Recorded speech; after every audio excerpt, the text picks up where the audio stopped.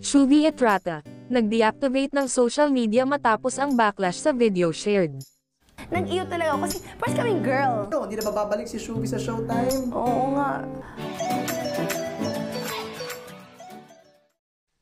Inalis ni Shuvi Etrata ang kanyang opisyal na ex, dating Twitter, account ilang araw matapos siyang mabatikos dahil sa isang video kung saan ipinakita niya ang simpatiya para kay dating Pangulong Rodrigo Duterte.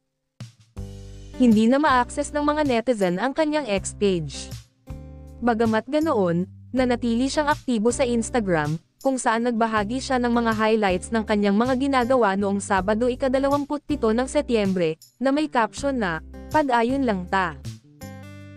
Nagsimula ang kontrobersya nang kumalat ang isang screen-recorded video ng aktres na nagpapakita ng kanyang simpatiya sa pagkakaaresto ni Duterte ng International Criminal Court, ICC, noong Marso. Matapos ang backlash, humingi si Etrata ng paumanhin at nagsabing ayaw na niyang maging bukas sa mga usaping politika dahil sa pagiging divisive nito. Kung nung nakaraan lang ay nag-viral ang dati niyang live video, ngayon naman ay may isa pang old video ang biglang pinagpiestahan online. Ito yung Jojowain o Totropahin vlog ni Shuvi na nabanggit ang ilang kasamahan ngayon sa noontime show na It's Showtime. Sina Vong at Jong ay parehong totropahin daw ni Shuvi, pero nang mabanggit si Vice ay tila nandiri siya at napa, iyo. Sa panayam ni Shuvi kay MJ Felipe sa TV Patrol, nilinaw nito ang konteksto ng luma niyang post.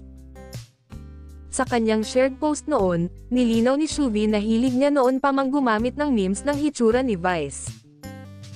Katuwaan lamang daw ito at hindi ibig sabihin na may galit siya sa It's Showtime host.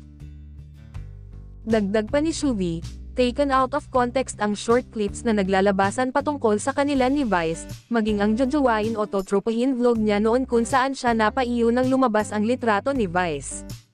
Natatawang paliwanag dito ni Shuvi, nag-eew talaga ako kasi po, first, parehas kaming girl. Sundot na tanong ni MJ Felipe, nagkausap na ba kayo ni Vice?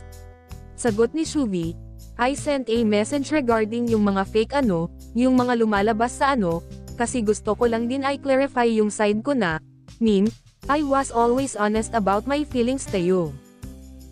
I never lied. I'll wait po. I'm here to wait naman po. And tomorrow we will see each other sa shooting. So, maybe we can talk things out.